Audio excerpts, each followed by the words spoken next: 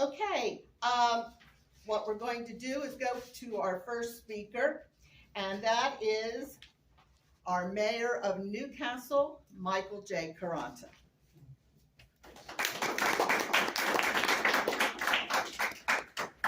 Well, thank you, everybody. I'm Mike Quaranta.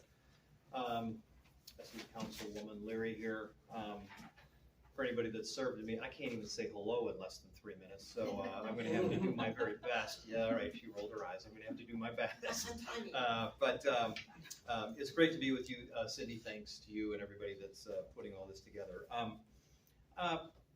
The role of the mayor in the city is pretty diverse, and it's also in some ways well-defined, in other ways not very well-defined.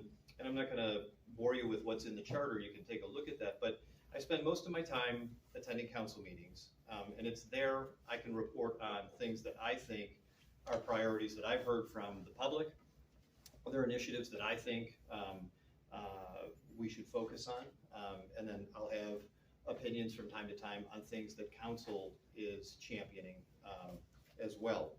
The mayor also chairs the Board of Adjustment, which is a judicial proceeding, and the Board of Building Appeals. Spend a lot of time. So a lot of that is rather pedestrian. There are things like zoning changes and or small minor disputes because we've got property records that date back centuries, and from time to time, somebody goes to remove an old fence and put on a new fence, and they pull out the a property map, and they realize that their fence has been on somebody else's property for about 150 years, and so we have to kind of resolve those sorts of matters as well. Board of Building Appeals is very important. If you see properties that are run down, it's an opportunity to bring those to our attention, and then we now have a process in place where we can actually start to take action with the owners to get them to hopefully invest in the property and bring it back up to code. It adds to the curb appeal. We don't want our neighborhoods to deteriorate. Also a very important function. The mayor chairs both the Board of Adjustment and the Board of Building Appeals. Recently we had a charter change, and the mayor is now a member of the Municipal Services Commission. This actually now, in my opinion, does a lot of really good things. It starts to bring more symmetry between the staff at the MSC and the staff in the city. We have a lot of redundancy. We have a lot of opportunities. For example, we just hired a really bright person over there to be the finance officer for MSC. Kathy Walls, as many of you may know, is our city finance director. It'd be great to have a little bit more redundancy where we presently have next to none. So there's some good staff synergies that are potential, and I think the more we can do things like that adds value to the residents and gets the most bang for our buck, so to speak. Special projects. There are certain things that I've taken on as a particular interest. One was to create an arts council, which is just an ad hoc group of citizens that are interested in all forms of arts. And the reason is because economic development, arts are a real leader in economic development. They are really things that unite a committee and create interest in a community, both in the residential areas and also the commercial districts. So having an arts forward lean, I think, is something that's productive for all of us. Some of this was already going on, but this was an opportunity to bring voice to opportunities that we could promote. For example, we've brought Opera Delaware here a few times. If you've seen them perform on the Green or in Battery Park. We had experimented with buskers. These are people who, I never knew that there was such a word, but there's busking is a thing, and that's where people who perform on a street corner, perhaps in front of a restaurant or a very busy place. But we had to have a process for that because we didn't want to be a magnet just for somebody who thinks they can play the harmonica because they played it 40 years ago and they want to come and sit on a corner and play a harmonica. So we actually had to have people of talent and have a process for that to make sure that we attracted people of some skill level, so to speak.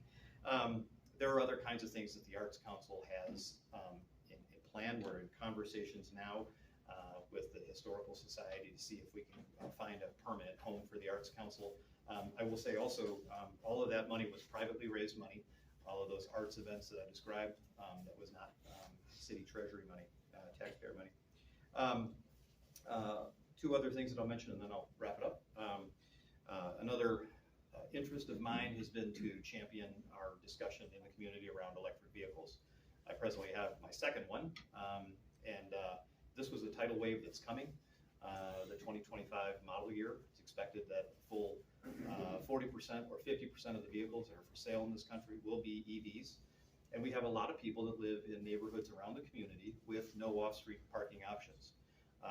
Not just the historic area, but also Shawtown, where I live, and Dobbinsville, and a number of other neighborhoods around the community. So while we don't have to be the only provider, we need to be a provider. And so we were able to work out with DENREC, the state department, environmental department, an opportunity that was availed for all communities to get substantial discounts on charging stations. And so we're starting to place those around the community, and count yourself lucky if you have a garage and you can put a charger in your garage. It's like having a gas pump in your garage. But for the rest of us, we're going to look to try to put these in areas around the community. So as people start to migrate from internal combustion engine cars to EVs, they've got some charging options locally. Finally, the last thing I'll mention, I did mention the MSC and the city staff. So let me cut it off at that point. I think that's probably the extent of my time. Do you want to take questions now or at the end? Yeah, you can take a few now. Okay, if there are people that have any questions, I'm happy to answer questions. Mr. Smith, Councilman Smith. Mike, I found your column in the weekly very interesting, where you explained EVs and the various levels and how long it takes to charge at the various levels and where we're going. That's something that I'm sure a lot of people find confusing at this point. So, You want me to expand on that a little bit? Yeah. So if you'd like to, but I'd like to point out the article anyway. oh, okay, thanks. Yeah, so when you buy an EV, you get a level 1 charger. So literally these wall plugs, you plug into a wall socket, and for most cars, it'll take 2 or 3 days for you to have your car charged. That is, toss it in the trunk and forget about it. It's just not a reality. A level 2 charger is a 50 amp 220 socket 240, which you might have in your house for a dryer or a window air conditioner, something that's got more capacity, right? I have one of those in my garage. So I bought a charger, and the service is connected to that. I roll in at 9 or 10 o'clock at night, plug my car in, wake up, get out to my car at 6 a.m., I'm fully charged at 100%. That's a level 2 charger. That's what dots the community. Level 3 chargers are the superchargers, and those are the ones that you'll see at like Wawa or around interstate highways, etc. My car can go from a 20% state of charge to 100% in about 30 minutes. Now, each car is a little bit different, but that's about the right speed for a level 3 charger. The cables are quite substantial. Think of it like a funnel. If you have a large funnel, I can accept a lot of electricity. And if I've got a big hole at the end of that funnel, my car will absorb a lot of electricity. Some cars have a smaller hole at the bottom, and so you can push a lot at it, but there's only so much that can be absorbed. But level 3 chargers are things that you're going to find more typically along interstate highways. I know that we've had one resident who's got an interest in a shopping area that's nearby that we all frequent all the time. He's thinking about a level 3 charger over there, because your typical visit to places like a Walgreens, like a dollar store, are maybe 20 minutes or so. And so if you can get almost fully boosted in 20-30 minutes, terrific. It'd be great to have that asset nearby.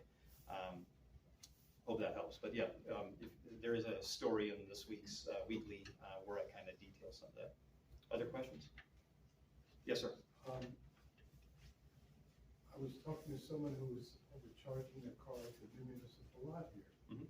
And someone said to me, oh, you have to put your credit card in and they charge you for it. And he said, I don't pay anything. And even though it said on the machine that's there, it's 15 cents per kilowatt hour or something like that. 30. He said, I don't pay anything, I just plug it in. So is it basically the municipalities can be free? No. So how long ago was that conversation? 3 weeks, 4 weeks, maybe. Okay, I'll check. Thank you for telling me. When we installed those, the provider of the machines and the account that is connected is with a company called Sema Connect. It's my understanding that for the first several months, as we tested these out, parking, of course, is free, and that the electric was free. That changed months ago, where now you have to have a SEMA account. I've got an app on my phone. I launched the app.